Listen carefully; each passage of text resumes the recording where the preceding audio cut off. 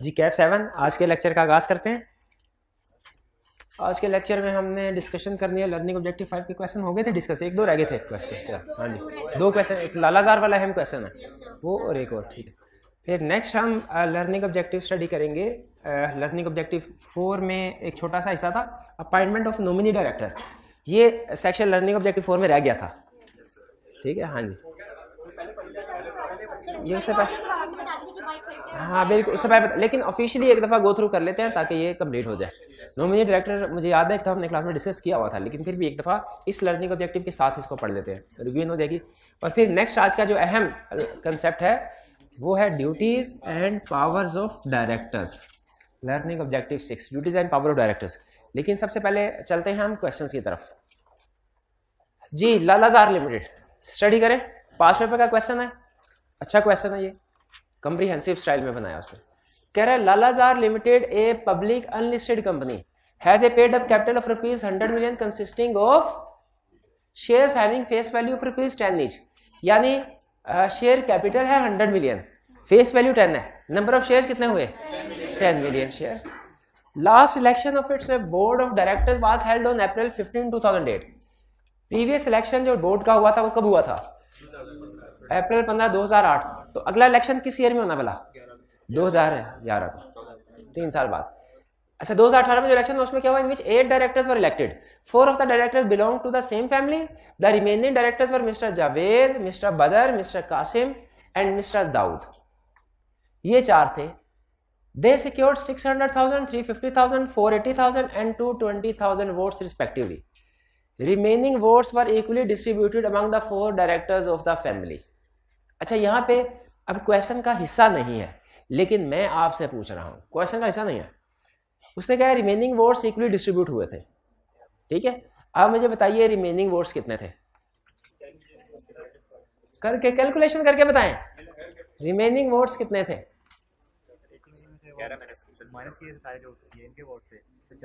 80 million कहाँ से आया? हाँ, number of shares 10 million multiply by number of directors to be appointed 8, तो वोट्स कितने आ गए? 80 मिलियन। 80 मिलियन में से ये सारे माइनस कर दें तो बाकी कितना आया? 78.3। ये इक्वली डिस्ट्रीब्यूट हुए। इसका तो हर एक डायरेक्टर को कितने वोट मिले होंगे? 78.3 मिलियन डिवाइडेड बाय 4, जो रिमेनिंग डायरेक्टर्स हैं 19 पॉइंट समथिंग मिलियन। तो इसका मतलब है वो वोट्स इन वोट से कहीं ज्यादा है, इनके वोट कम है, उन 4 डायरेक्टर्स के वोट्स ज्यादा है। आगे चलते हैं।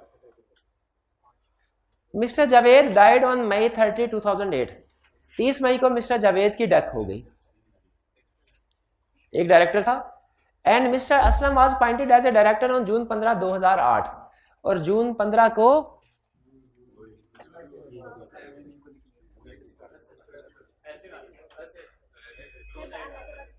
जी, और जून 15 को मिस्टर असलम को अपॉइंट किया गया कैजुअल वैकेंसी फिल करने के लिए। कहानी समझ आ गई? 8 डायरेक्टर, 4 के वोट दिए, उनमें से एक की डेथ हो गई, कैजुअल वैकेंसी को फिल कर दिया। ये मिस्टर असलम को किसने अपॉइंट किया होगा?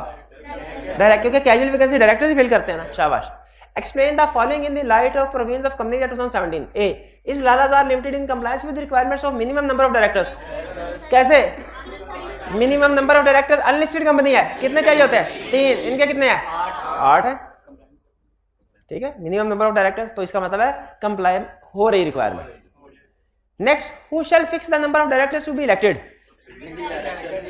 Existing director shall decide number of directors to be elected in next election of directors. And by what time such number should be fixed? 35 days before AGM. Is it possible for the company to change the number of director once fixed? Number of director एक दफा fix हो जाए, क्या change किए जा सकते हैं? कैसे? Prior approval of AGM in the meeting in which election is to be held. B part. Who is responsible to fill the casual vacancy in the board? Director. And when would Mr. Aslam's term of office be completed? Mr. Aslam के tenure कब complete होगा? Mr. Tenure complete होगा on expiry of term for which original director was appointed. क्योंकि जो casual vacancy fill होती है ना, इसका पीरियड जिस डायरेक्टर की जगह पे ये पॉइंट हुआ है उसका रिमेनिंग पीरियड होता है। तो इसका मतलब है इसका भी कितना, तकरीबन 3.25 साल के करीब होगा, ऐसे है ना। तो 3 महीने के लगभग के बाद उसकी डेथ हो गई थी। The conditions required to be fulfilled if a person desire to remove the following directors, mister Aslam और मिस्टर बदर। अगर कोई पर्सन मिस्टर असलम को रिमूव करना चाहता है, क्या करना, पॉइंटेड डायरेक्टर है, फार्मूला लगेगा, क्या फार्मूला था? अगर मिस्टर असलम, हम लिखेंगे कि mister Aslam can be removed by passing A resolution in general meeting, लेकिन फिर साथ में अगली बात ये भी लिखेंगे कि mister Aslam will not be removed if he gets vote which equal or exceed to following formula। Formula क्या है? लास्ट डायरेक्टर वाली बात यहाँ पे नहीं आएगी, फार्मूला आएगा। फार्मूला क्या है? Number of shares of company multiplied by directors appointed divided by number of directors for the timing. तो एजीएम में तो 8 पॉइंट हुए थे, फॉर द टाइमिंग 7 है, एक की डेथ होगी भाई। हाँ, तो कैजुअल वैकेंसी भी तो फिल हो गई। 8 डिवाइडेड बाय 8, कितने वोट्स चाहिए मिस्टर असलम को अपनी पोजीशन सिक्योर करने के लिए? 3.5 मिलियन। सारी बातें छोड़ो, 3.5 मिलियन कैसे आया ये बता दो। फार्मूला क्या था रिमूव करने के लिए? कैजुअल वैकेंसी वाले डायरेक्टर को रिमूव करने का फार्मूला क्या है? नंबर ऑफ शेयर्स कितने कंपनी के number of shares? 10 million multiplied by directors appointed 8 divided by directors for the timing 8। तो 10 मिलियन वोट्स आए। इसको 10 मिलियन वोट्स चाहिए अपनी सीट बचाने के लिए। और बदर को अपनी सीट बचाने के लिए कितने वोट्स चाहिए? जो लीस्ट डायरेक्टर के पास वोट्स थे 220,000 चाहिए। इसका मतलब बदर के लिए अपनी पोजीशन बचाना आसान है, असलम के लिए अपनी पोजीशन बचाना मुश्किल है। क्लियर? कुछ समझ आया क्वेश्चन? जी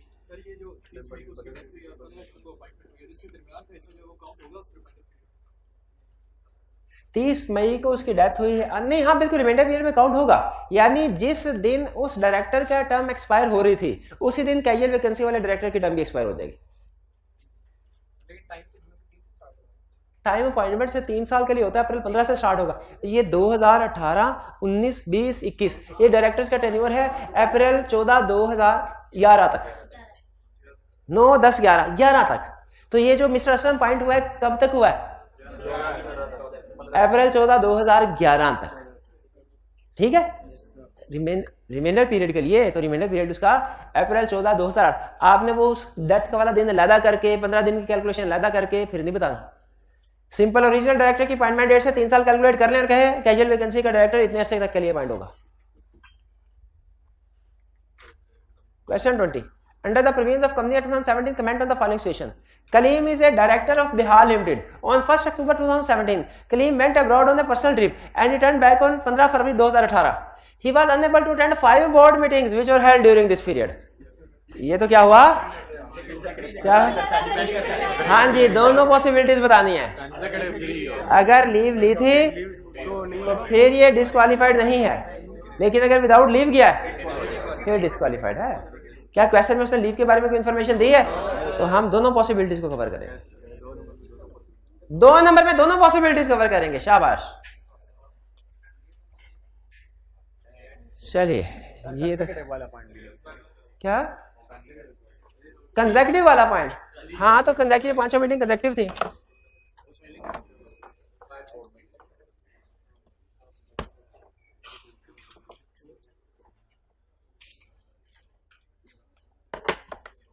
जी, अब चलते हैं हम अपने कंसेप्ट की तरफ जो कल डिस्कस नहीं हुआ था। कौन सा कंसेप्ट? नॉमिनी डायरेक्टर का। नॉमिनी डायरेक्टर कहते हैं किसको है? जो खुद अपनी शेयर होल्डिंग की बेस पे डायरेक्टर ना बनाओ, किसी दूसरे को रिप्रेजेंट कर रहा हो। क्या कर रहा हो? किसी दूसरे को रिप्रेजेंट कर रहा हो, उसे कहते हैं नॉमिनी डायरेक्टर। नॉमिनी डायरेक्टर को कौन अपॉइंट कर सकते हैं? गवर्नमेंट या body corporate which is a member, जो शेयर होल्डर हो। यानी गवर्नमेंट या बॉडी कॉर्पोरेट ने कंपनी के शेयर्स हासिल किए हैं। क्या शेयर्स हासिल करने के बाद अगर फर्ज कीजिए 30% शेयर हासिल कर रही है, क्या बॉडी कॉर्पोरेट या फेडरल गवर्नमेंट ये डायरेक्टर अपॉइंट हो सकती है खुद? नहीं, हमने पढ़ा है कि सिर्फ नेचुरल पर्सन डायरेक्टर अपॉइंट हो सकता है। तो इसका मतलब है फेडरल कोई भी गवर्नमेंट या बॉडी कॉर्पोरेट अगर शेयर एक्वायर कर भी ले तो कंपनी का डायरेक्टर नहीं बन सकती। फिर ये लोग क्या करते हैं, अपने बिहाफ पे किसी दूसरे पर्सन को डायरेक्टर नॉमिनेट कर देते हैं कि हमारे शेयर होल्डर है, हम नॉमिनेट करते हैं इस भाई को, ए भाई जाओ, उनके डायरेक्टर की मीटिंग्स है उधर जाओ, उधर जाके हमारा ना, और वो तुम्हें डायरेक्टर की सीट पे बिठा देंगे। ये है डायरेक्टर। और ये नॉर्मली इलेक्शन के थ्रू नहीं आते, ये नॉर्मली इलेक्शन के थ्रू नहीं आते। हालांकि इलेक्शन के थ्रू भी इनको अपॉइंट किया जा सकता है। कैसे पता? इलेक्शन में इनको वोट देते। लेकिन सम टाइम जैसे कुछ क्रेडिटर, बैंक ने अगर लोन दिया हुआ है तो क्रेडिटर के पास तो वोटिंग राइट्स नहीं होते, क्रेडिटर के पास तो वोटिंग, लेकिन बैंक ने ये शर्त रखी है थ्रू कॉन्ट्रैक्ट कि मैं लोन तब दूंगा जब हमारा एक बंदा आप डायरेक्टर बनाएंगे ताकि हमारे इंटरेस्ट को वॉच करे। तो अब भी इस पर्सन को नॉमिनी डायरेक्टर कहते हैं। लेकिन अब ये वाला नॉमिनी डायरेक्टर इलेक्शन के थ्रू नहीं आया, सिलेक्शन के थ्रू आया है। और इसकी सिलेक्शन किसने की है? जिसने पैसा लगाया है। बॉडी कॉर्पोरेट नहीं, क्रेडिटर बैंक। ठीक है, तो ये जो नॉमिनी डायरेक्टर होता है ये हो सकता है बाय गवर्नमेंट या बॉडी कॉर्पोरेट, और दूसरा ये हो सकता है बाय क्रेडिटर। बाय क्रेडिटर जो नॉमिनेट किया जाता है डायरेक्टर, ये किस वजह से किया जाता है? Because of contractual agreement. कोई क्रेडिटर का एग्रीमेंट हुआ होगा, कॉन्ट्रैक्ट हुआ होगा। और जो बॉडी कॉर्पोरेट या गवर्नमेंट डायरेक्टर नॉमिनेट करती, ये किस वजह से करती है? इनके पास क्या पावर्स होती हैं? इन्होंने इन्वेस्टमेंट की होती है, यानी कंपनी के शेयर्स खरीदे होते हैं। हाँ जी, और इन डायरेक्टर्स को कहते हैं deem to have been elected directors. Deem to have been elected directors, क्योंकि ये एक तरह से असल में होता पता क्या है, अगर एक गवर्नमेंट ने के पास 30% शेयर्स हैं, गवर्नमेंट ने कंपनी को कहा कि हमारा ये बंदा है, इसको डायरेक्टर अपॉइंट कर दे। कंपनी कहती है अच्छा ठीक है, हम इलेक्शन के बगैर ही कर देंगे, क्योंकि इलेक्शन भी करेंगे तो फॉर्मेलिटी, आप सारे के सारे वोट्स इसी को देंगे, तो ये आपका बंदा तो पक्का डायरेक्टर है ही है।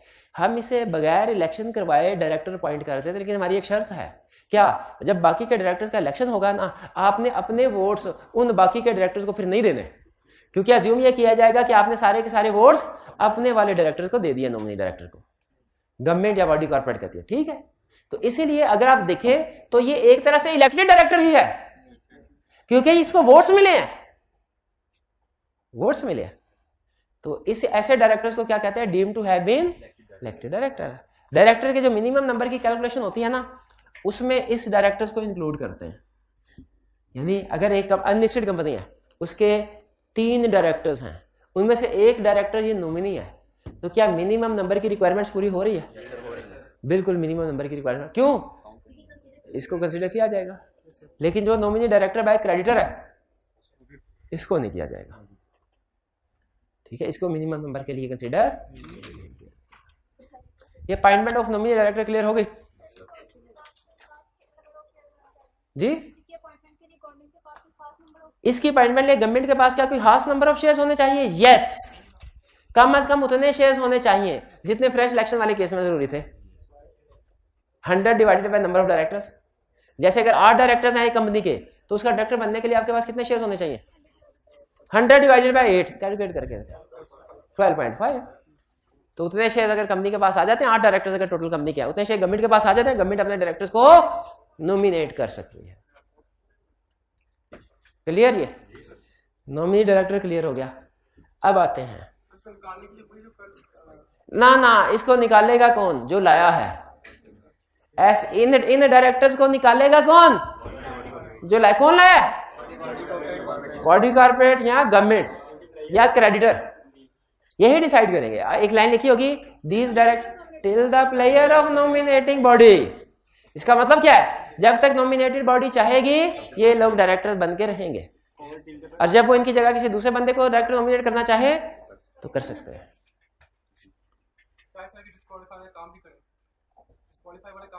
नहीं, डिस्क्वालीफाई वाले काम करेंगे तो फिर डिस्क्वालीफाइड नहीं रहेंगे। इतनी खुली छुट्टी नहीं दी इनको टाइम की खुली छुट्टी दी है कि टाइम इनका 3 साल नहीं होगा। बाकी अगर ये कोई भी ऐसा काम करते हैं जो डिस्क्वालीफाई कर देता है किसी डायरेक्टर को, तो ये भी डिस्क्वालीफाइड है, ये भी डिस्क्वालीफाइड। नेक्स्ट मेन कंसेप्ट आज का क्या? Duties and powers of director. क्या concept? Duties and powers of director. Directors के ड्यूटीज एंड पावर। ड्यूटी का मतलब क्या है? जिम्मेदारी। मेरी ड्यूटी है क्या? आपको सिलेबस कंप्लीट कराना है। इसके लिए मुझे कॉलेज की तरफ से कुछ पावर्स दी गई हैं, ठीक है, मुझे कुछ पावर्स दी गई है। जैसे मैं टीएस को एंगेज कर सकता हूँ, कॉलेज ने टीएस को अपॉइंट किया हुआ है, मुझे पावर दी गई है। जैसे मुझे पावर दी गई है कि अगर मैं किसी टाइम पे जरूरी समझूं तो कोई एक्स्ट्रा क्लास रख सकता हूँ। मुझे कुछ रिसोर्सेज दिए गए हैं, मार्कर वगैरह, प्रोजेक्टर, ठीक है। याद रखें, कोई भी ड्यूटी बगैर पावर के पूरी नहीं हो सकती। अगर आपको ड्यूटी दी जाए, पावर ना दी जाए, आप वो काम नहीं कर सकते।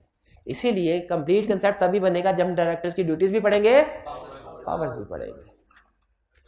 ड्यूटीज क्या? To act in accordance with articles. Director की जिम्मेदारी है आर्टिकल्स के मुताबिक काम करे। भाई जिम्मेदारी है कि नहीं?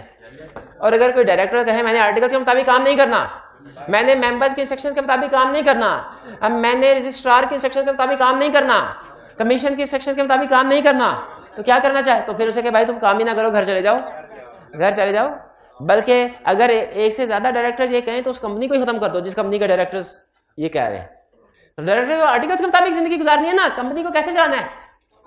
आर्टिकल्स के मुताबिक। तो पहली ड्यूटी डायरेक्टर्स की to act in accordance with article. दूसरा to act in the best interest of company, employees and shareholders वगैरह वगैरह, और जनरल पब्लिक भी। एम्प्लॉइज के भी बेस्ट इंटरेस्ट में काम करना चाहिए। ये तो नहीं कि एम्प्लॉय को जो है वो डबल शिफ्ट में काम करवा ले, सैलरी थोड़ी सी दे। अगर एम्प्लॉइज को ओवर टाइम करवाया जाए, उसे पैसे मिलने चाहिए कि नहीं? ये है to act in the best interest of employees. और अगर सिर्फ मेंबर्स के बेस्ट इंटरेस्ट में काम किया जाए, मतलब एम्प्लॉय से धड़ाधड़ ओवर टाइम करवाया जाए, उन्हें पैसे कोई ना दिए जाए, क्या ये अच्छे डायरेक्टर्स हैं? अच्छा डायरेक्टर वो होता है जो सबके बेस्ट इंटरेस्ट में काम करता है। Third, perform duties with reasonable care and due diligence. Due diligence का मतलब क्या है? कि रीजनेबल केयर का मतलब है बड़ी एहतियात के साथ अपनी ड्यूटीज, और ड्यू डिलीजेंस का मतलब दानिशमंदी के साथ, अक्लमंदी के साथ अपनी ड्यूटीज को पूरा करें। Disclose his interest if any, ये अहम कंसेप्ट है। हमने पढ़ा था लैक फिड्यूशियरी बिहेवियर। इसका मतलब है अगर कंपनी के साथ ट्रांजैक्शन की जाए और ट्रांजैक्शन कंपनी की फेवर, जो डायरेक्टर की फेवर में हो, कंपनी के खिलाफ हो, तो इससे क्या होगा? फिड्यूशियरी बिहेवियर लैक हो जाएगा। इसीलिए हर डायरेक्टर की जिम्मेदारी लगाई गई है कि वो कोई भी ट्रांजैक्शन अगर कंपनी के साथ करे, हर डायरेक्टर की क्या जिम्मेदारी लगाई है? कोई भी ट्रांजैक्शन कंपनी के साथ करे तो वो डिस्क्लोज करे इसको कि ये ट्रांजैक्शन कंपनी के साथ वो कर रहा है, उस ट्रांजैक्शन को डिस्क्लोज करना जरूरी है। ठीक है, तो नेक्स्ट ड्यूटी यही है, और ये ड्यूटी हमारे एक चैप्टर का मेन पार्ट बनेगी। डिस्क्लोज हिज इंटरेस्ट, कि डायरेक्टर्स कोई ट्रांजैक्शन कर रहा होगा, वो आपसे पूछेगा बताओ इसको डिस्क्लोज करना चाहिए कि नहीं करना चाहिए, तो हम अक्सर किसी में क्या कहेंगे, बल्कि तकरीबन सारे किसी में कहेंगे कि डायरेक्टर्स को अपना इंटरेस्ट डिस्क्लोज, कंपनी में जो उसका इंटरेस्ट है, कंपनी के साथ ट्रांजैक्शन में जो डायरेक्टर का इंटरेस्ट है, डायरेक्टर को क्या करना चाहिए? डिस्क्लोज करने का मतलब क्या है? दूसरे डायरेक्टर्स को बताए, ए दूसरे डायरेक्टर, ये जो लैंड की सेल परचेज हो रही है इसमें मेरा भी इंटरेस्ट शामिल है, ये असल में मेरे भाई के साथ हो रही है, ये असल में मेरी वाइफ के साथ हो रही है, और ये जो एग्रीमेंट है इनमें मेरा भी हिस्सा है। ये बताए, डिस्क्लोज करे अपना इंटरेस्ट, ताकि दूसरे डायरेक्टर जब इस कॉन्ट्रैक्ट को प्रूव करने लगे तो ये ध्यान में रख ले इसमें हमारे एक डायरेक्टर का इंटरेस्ट है, कहीं ऐसा तो नहीं कि डायरेक्टर पैसे बनाने के लिए गलत रेट्स जो है हमें दे रहा है। डिस्क्लोज। कमीशन में provide framework, director will ensure compliance. Commission अगर चाहे तो डायरेक्टर्स के roles and responsibilities and duties के हवाले से एक फ्रेमवर्क बना सकता है। अगर कमीशन ऐसा कोई फ्रेमवर्क बनाता है जो एक्सप्लेन करे, गाइड करे कि डायरेक्टर्स की ड्यूटीज एंड रिस्पॉन्सिबिलिटीज क्या होंगी, पावर्स क्या होंगी, अगर कमीशन ऐसा कोई फ्रेमवर्क बनाता है, ऐसा कोई रेगुलेटरी रिक्वायरमेंट्स इंट्रोड्यूस करवाता है, तो फिर ये रिस्पॉन्सिबिलिटीज होगी डायरेक्टर्स की कि उस फ्रेमवर्क को कंप्लाई करें। ये कमीशन में प्रोवाइड फ्रेमवर्क समझ आ क्या? फ्रेमवर्क का मतलब लॉ, लीगल रिक्वायरमेंट्स। फिर अच्छा, ऊपर ड्यूटीज ऑफ डायरेक्टर में लिखा हुआ था डायरेक्टर्स ने क्या क्या काम करने हैं, नीचे क्या लिखा हुआ है? क्या क्या काम नहीं करना है। जरा गौर से सुने, क्या काम नहीं करना है डायरेक्टर्स ने? नहीं करना, क्या नहीं करना? Obtain undue gain for himself, अपने या अपने रिश्तेदारों के फायदे के लिए कोई अनड्यू गेन हासिल, ऐसा नहीं कि कंपनी का नुकसान हो जाए, रिश्तेदारों का फायदा हो जाए। एक बेकार चीज कंपनी को महंगे दामों बेच दी,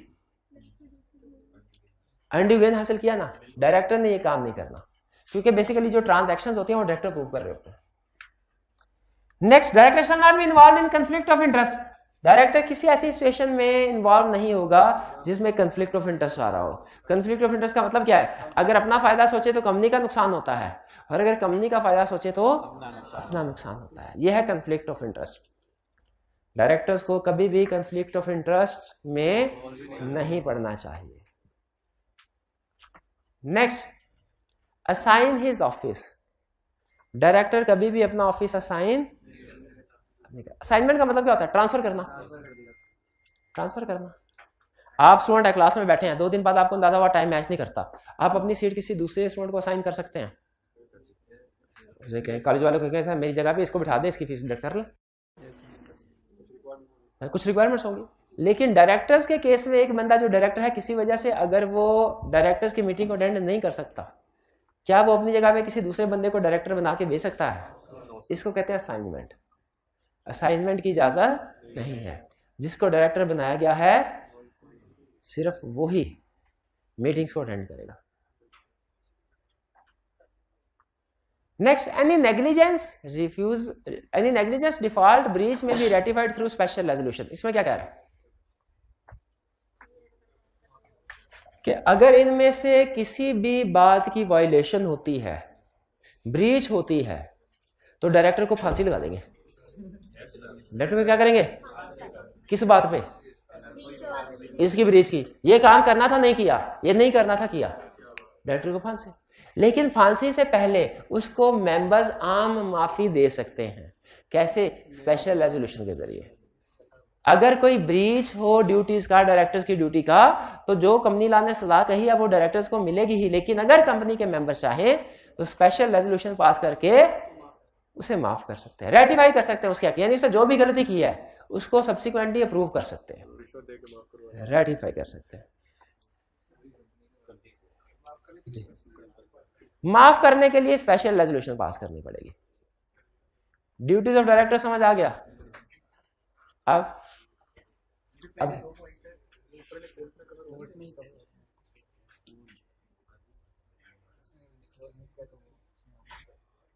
हाँ जी, आप ये कह रहे हैं कि जी ये पॉइंट ऊपर कवर हो रहा है, हाँ तो ठीक है। ये उसी तरह जिस तरह हमने क्वालिफिकेशन में पढ़ा था, director must be A member और एक नॉन मेंबर डायरेक्टर नहीं बन सकता, एक ही बात है। Powers of directors. डायरेक्टर्स की पावर्स को 2 तरह से क्लासिफाई किया गया है। एक वो पावर्स जो डायरेक्टर खुद से एक्सरसाइज कर सकते हैं, उसके लिए शेयर होल्डर्स की जनरल मीटिंग की अप्रूवल की जरूरत नहीं है। और दूसरी वो पावर्स जो के जिसके लिए शेयर होल्डर्स या मेंबर्स की अप्रूवल की जरूरत है। डायरेक्टर्स की पावर को कितनी तरह से क्लासिफाई किया गया है? कौन कौन से? वो वाली जिसके लिए जनरल मीटिंग की अप्रूवल नहीं जरूरी, और दूसरी वो जिसके लिए जनरल मीटिंग की अप्रूवल जरूरी है। अच्छा, अब जरा बताइए, पहली example, to issue shares without approval. Director में थोड़ा सा जगह दीजिए।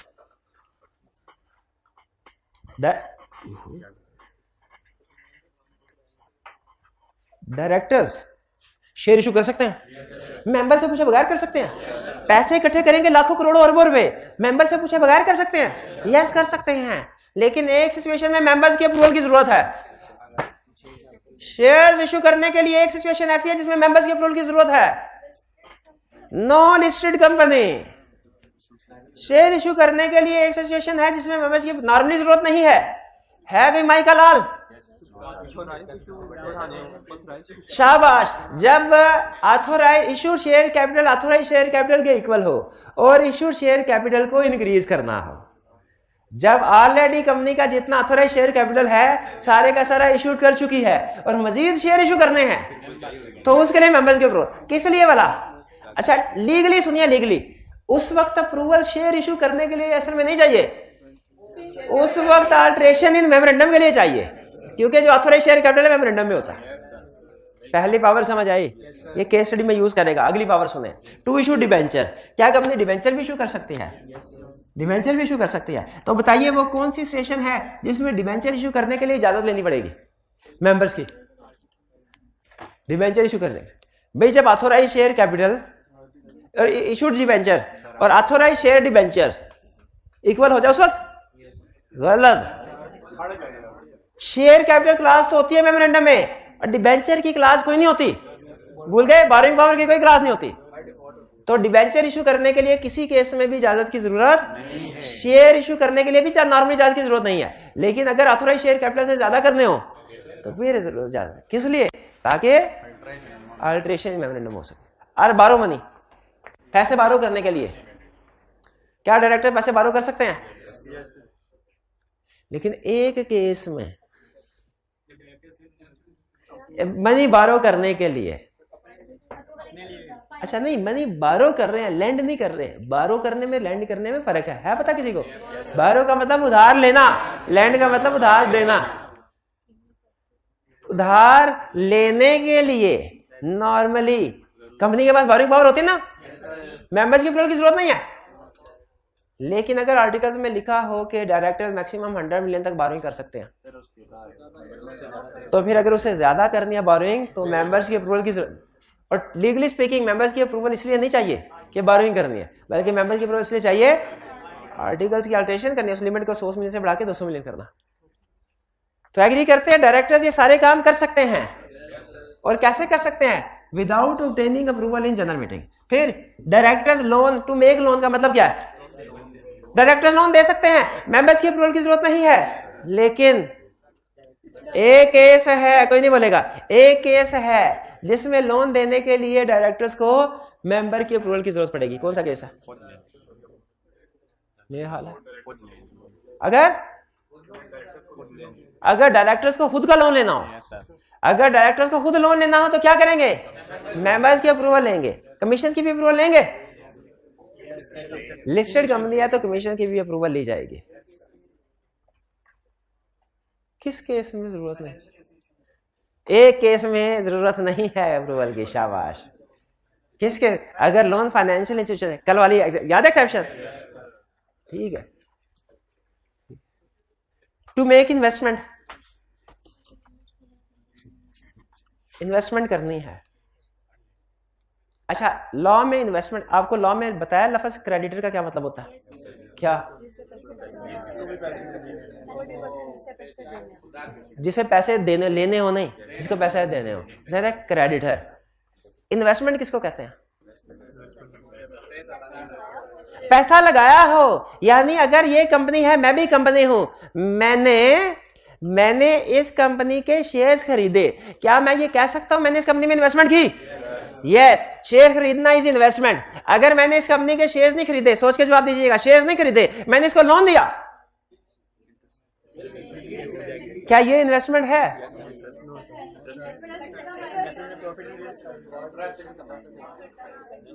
लॉ कहता है investment includes investment in equity and loan. यानी अगर आपने किसी दूसरी कंपनी के शेयर्स खरीदे तो भी ये इन्वेस्टमेंट किया आपने, और अगर शेयर्स नहीं खरीदे उसको लोन दिया तो भी इन्वेस्टमेंट है। तो डायरेक्टर्स किसी दूसरी कंपनी में इन्वेस्टमेंट कर सकते हैं, इन्हें शेयर होल्डर्स की अप्रूवल की जरूरत नहीं है। लेकिन एक केस है जिसमें शेयर होल्डर्स की अप्रूवल की जरूरत है। वो कौन सा केस है भला? जब इन्वेस्टमेंट करनी हो एसोसिएटेड कंपनी में, जब इन्वेस्टमेंट करनी हो एसोसिएटेड कंपनी में, तो मेंबर्स की अप्रूवल की जरूरत है। वरना बाकी की जितनी भी कंपनी से इन्वेस्टमेंट करनी हो तो मेंबर्स की अप्रूवल की जरूरत नहीं है। सब्सिडरी कंपनी में भी जरूरत होगी। क्या सब्सिडरी कंपनी एसोसिएटेड है? अच्छा, आपको पता है एसोसिएटेड कंपनी होती क्या है?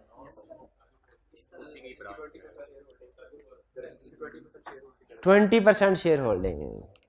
ये हम पढ़ेंगे बेफिक्र। सिर्फ इतना ध्यान में रखें, associated includes holding subsidiary and other companies. Associated company includes holding. तो होल्डिंग कंपनी में अगर सब्सिडरी कंपनी में इन्वेस्टमेंट करनी है डायरेक्टर्स ने, क्या कर सकते हैं? कर सकते हैं, लेकिन मेंबर्स की अप्रूवल लेनी पड़ेगी। ठीक है। और बाकी की कंपनीज में मेंबर की अप्रूवल नहीं है। To approve quarterly financial statements and annual financial statements, पता नहीं क्यों हाफ ईयरली क्यों नहीं लिखा हुआ, हाफ ईयरली भी होती है, हाफ ईयरली भी लिख लें। ओह, हाफ ईयरली भी होना चाहिए मेरे ख्याल, हाफ ईयरली भी होना चाहिए। आपको पता है क्वार्टरली फाइनेंशियल, असल में ना क्वार्टरली का लफ्ज में ही उसने हाफ ईयरली इंक्लूड कर लिया, हाफ ईयरली को भी क्वार्टरली कहते हैं। ओह यस, क्वार्टरली कितने महीनों को कहते हैं? 3 महीने। 1 जनवरी को साल शुरू हुआ, 31 मार्च, 1 जनवरी से 31 मार्च कौन सा क्वार्टर है? और 1 अप्रैल से 30 जून सेकंड क्वार्टर। सेकंड क्वार्टर 6 महीनों का हो गया कि नहीं हो गया? तो ये half yearly, second quarter is equal to half yearly financial statement, इसलिए नहीं लिखा हुआ। हाँ, फोर्थ क्वार्टर नहीं, उससे पूरा एनुअल कहते हैं, उसे पूरा एनुअल कहते हैं। असल में लॉ में लिखा हुआ है, नहीं आप वो अकाउंट्स वाला चैप्टर, फाइनेंशियल वाला चैप्टर देख लें, उसमें लिखा हुआ है कि सेकंड क्या लिखा हुआ है? फर्स्ट, सुनिए फिर जरा, अब आपको बहाने से वो भी पढ़ा दो। वो कहता है फर्स्ट क्वार्टर की फाइनेंशियल स्टेटमेंट बनेगी 3 महीने के लिए, सेकंड क्वार्टर नहीं, दोबारा, फर्स्ट एंड थर्ड क्वार्टर की फाइनेंशियल स्टेटमेंट होगी 3 महीने की, लेकिन सेकंड क्वार्टर की फाइनेंशियल स्टेटमेंट होगी 6 महीने की। फोर्थ क्वार्टर कोई नहीं होगा, उसे कहेंगे एनुअल। एनुअल फाइनेंशियल स्टेटमेंट बनेगी 12 महीनों की। तो जो भी फाइनेंशियल स्टेटमेंट बने, फर्स्ट क्वार्टर की बने, सेकंड क्वार्टर की बने, थर्ड क्वार्टर की बने या एनुअल बने, किसने अप्रूव करनी है?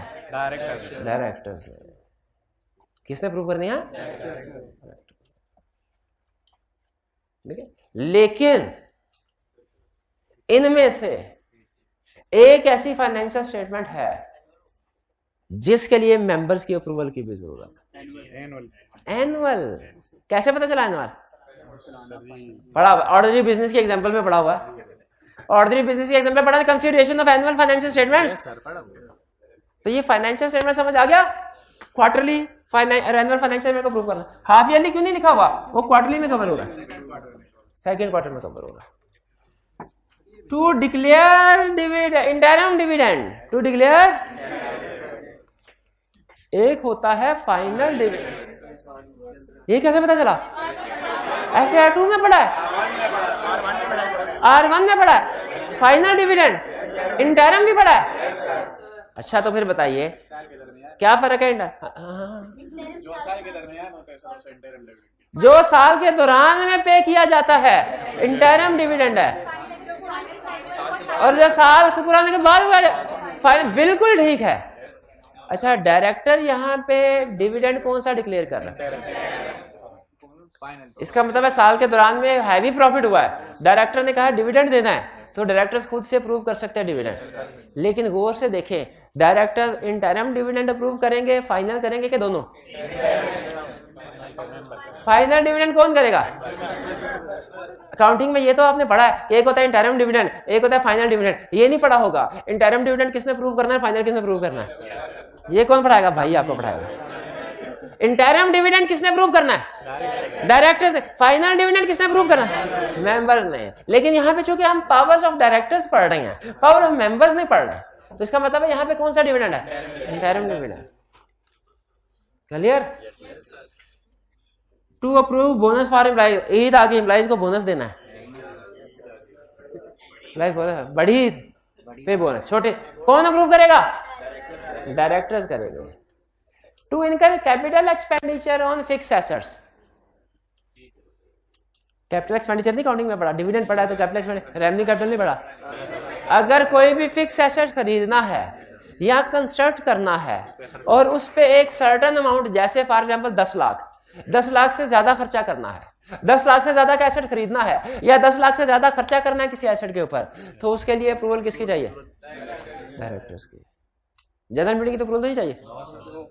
अच्छा सोच के बताइए, अगर खर्चा फिक्स एसेट खरीदना है 10 लाख, एक्सीडिंग लिखा हुआ ना, एक्सीडिंग, फर्ज कीजिए 10 लाख लिमिट है, 10 लाख से ज्यादा का अगर एसेट खरीदना किसकी अप्रूवल चाहिए? गलत। 10 लाख से क्या कह रहा है कि डायरेक्टर्स के पास पावर है to incur capital expenditure on fix assets exceeding amount as notified. As mean 10 lakh समझ लें कि अगर डायरेक्टर्स 10 लाख से ज्यादा कैपिटल एक्सपेंडिचर करना चाहते हैं तो उनके पास पावर है, कर सकते हैं विदाउट जनरल मीटिंग। अच्छा, अगर कह ये रहा है कि 10 लाख से ज्यादा का खर्चा है तो डायरेक्टर कर सकते हैं, तो अगर 10 लाख से कम का खर्चा है तो वो मैनेजर भी कर सकते हैं। उसके लिए डायरेक्टर्स की रेजोल्यूशन की जरूरत नहीं है।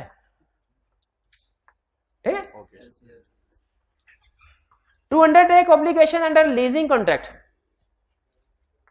टू अंडरटेक ऑब्लिगेशन अंडर मतलब लीज पे एसेट खरीदने। अब देखें 10 लाख से ज्यादा का एसेट खरीदना है तो डायरेक्टर्स की अप्रूवल जरूरी है।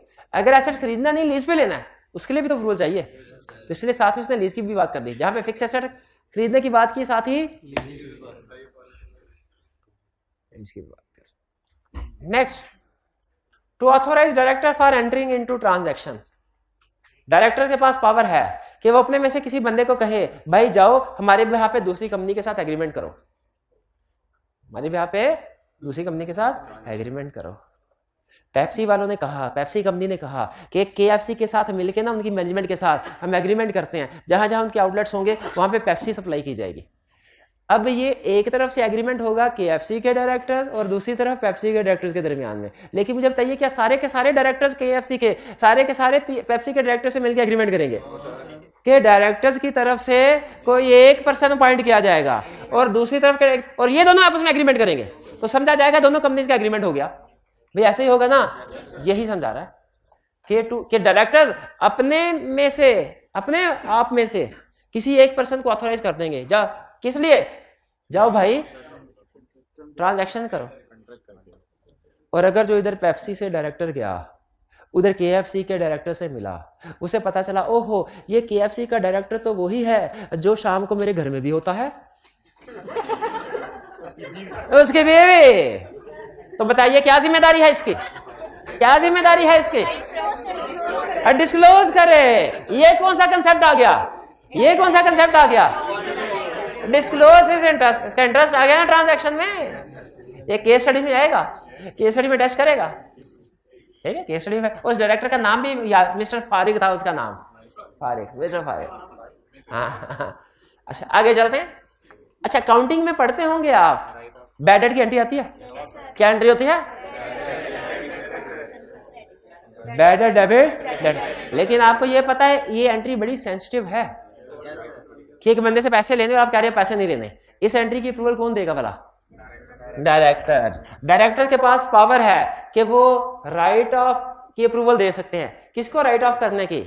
मटेरियल मींस मेजर डेटर्स को, इन्वेंट्रीज को या एडवांसेस वगैरह लोगों को दिए हैं, उनको राइट ऑफ करना है तो उसकी अप्रूवल कौन देगा? डायरेक्टर्स। अगर कोई मटेरियल लिटिगेशन कहते हैं केस चल रहा है, उसकी आउट ऑफ कोर्ट सेटलमेंट करनी है, क्या डायरेक्टर्स? हाँ आर्बिट्रेशन, तो डायरेक्टर्स के पास पावर है, आर्बिट्रेशन में जा सकते हैं। फिर डायरेक्टर के पास पावर है क्या कि वो किसी दूसरी कंपनी का कंट्रोल अपने हाथ में ले सकते हैं। लेकिन कैसे लेंगे? शेयर्स खरीद के। और अहम चीज, डायरेक्टर्स के पास पावर है कि वो अपॉइंट भी कर सकते हैं, रिमूव भी कर सकते हैं चीफ एग्जीक्यूटिव को विदाउट अप्रूवल। ये सारी चीजें without approval of general meeting है।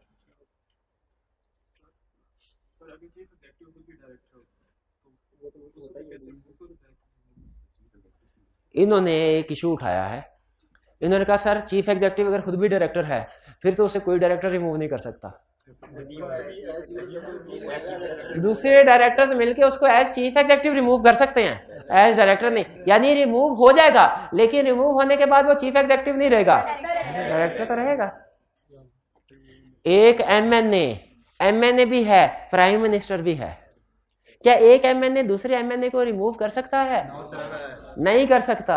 लेकिन एमएनए में से ही एक चीफ एग्जीक्यूटिव बन जाता है कंट्री का, प्राइम मिनिस्टर बन जाता है। अब बाकी के एमएनए मिलके चीफ एग्जीक्यूटिव को रिमूव कर सकते हैं कि नहीं? लेकिन उसको एज प्राइम मिनिस्टर रिमूव कर सकते हैं, एज एमएनए नहीं कर सकते, एज एमएनए नहीं कर सकते। ठीक है ना? वो प्राइम मिनिस्टर नहीं रहेगा रिमूवल के बाद, लेकिन एमएनए तो फिर भी रहेगा। तो वही एग्जांपल इधर, एक बंदा डायरेक्टर भी है, मतलब चीफ एग्जीक्यूटिव भी है। डायरेक्टर दूसरे डायरेक्टर को रिमूव नहीं कर सकते, लेकिन डायरेक्टर चीफ एग्जीक्यूटिव को रिमूव कर सकते हैं। और जब चीफ एग्जीक्यूटिव को रिमूव करेंगे वो चीफ एग्जीक्यूटिव नहीं रहेगा, लेकिन अगर डायरेक्टर है तो डायरेक्टर रहेगा। फिर भी to fill casual vacancy of directors, ये भूल गए थे पावर ना, कैजुअल वैकेंसी फिल कर सकता है डायरेक्टर, कर सकता है। अभी वो जो कौन सी केस स्टडी, असलम को किसने किया था पॉइंट? इसी डायरेक्टर्स ने। ये भी क्लियर हो गया। फिर कह रहे हैं हाँ ये सारी चीजें डायरेक्टर खुद से कर सकते हैं, ये सारी चीजें डायरेक्टर खुद से कर सकते हैं।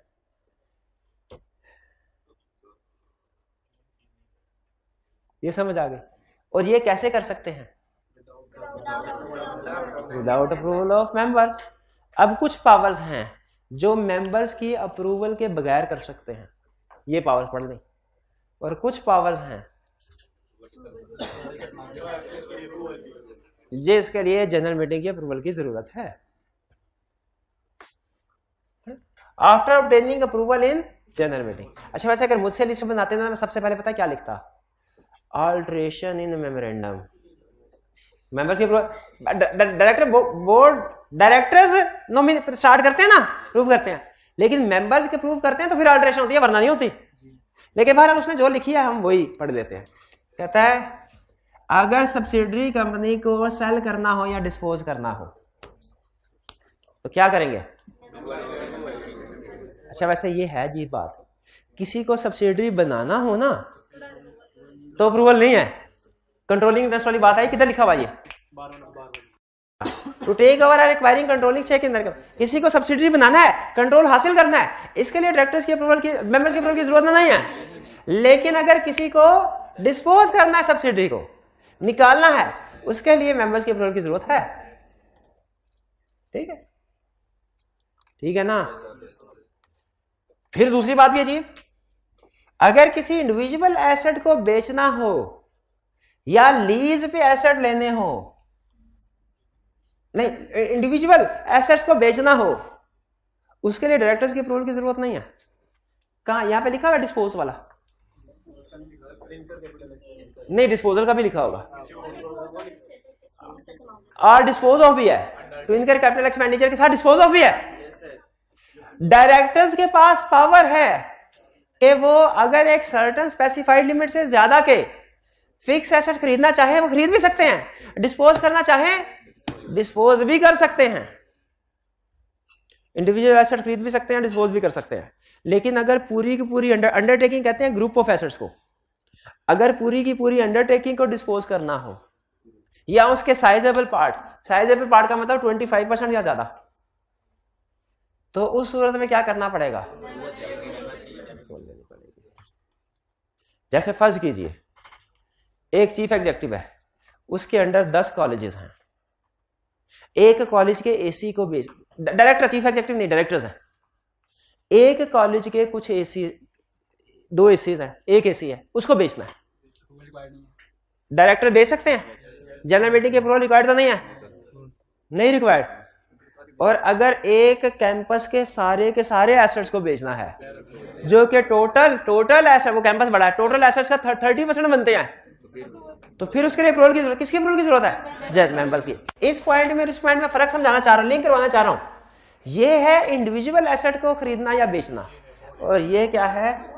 अंडरटेकिंग। अंडरटेकिंग से मुराद होता है ग्रुप ऑफ एसेट्स, पूरी ब्रांच फॉर एग्जाम्पल। ठीक है? और फिर to remit or give extension for repayment of debt, आगे लिखा हुआ फॉर स्पेसिफिक पर्सन, ये लिखा हुआ देखिए, specific person against specified person. अगर स्पेसिफाइड पर्सन ना हो रिमिट का मतलब पता है क्या है? माफ करना, ये एक्सटेंशन है। अगर इसमें स्पेसिफाइड पर्सन ना हो, जो लिखा हुआ है ना, अगर इसमें स्पेसिफाइड पर्सन ना लिखा हो तो बताइए ये उधर में से कौन सी पावर बन जाएगी?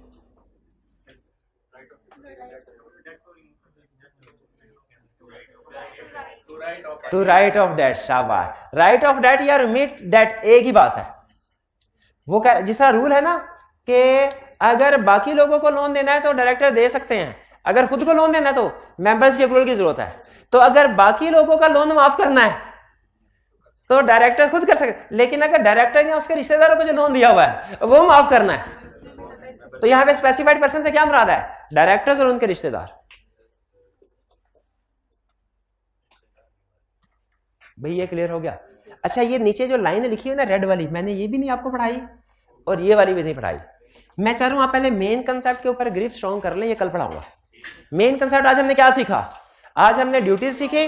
ड्यूटीज में दो कैटेगरी थी, कौन से काम करने कौन से नहीं करने। फिर पावर सीखी, पावर में भी दो कैटेगरीज थी, कौन से काम है जो without approval of general meeting कर सकते हैं और कौन से काम with approval of general meeting. आपने सिर्फ लिस्ट पढ़ के याद करनी है, नीचे जो एक्सप्लेनेशन या एक्सेप्शन वगैरह वो अभी नहीं कर, वो कल के लेक्चर में करें। क्लियर हो गया ये? चलिए आज का लेक्चर यहाँ पे खत्म करते हैं। अल्लाह हाफिज।